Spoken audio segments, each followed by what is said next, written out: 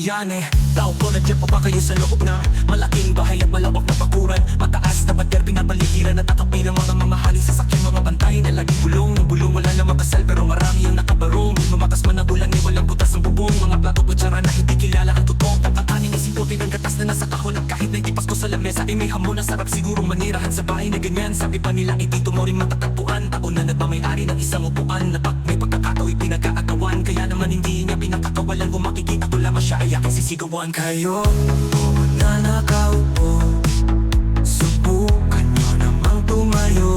At baka matanaw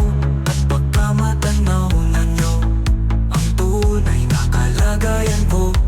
Mawalang galang na po sa taong nakaupo.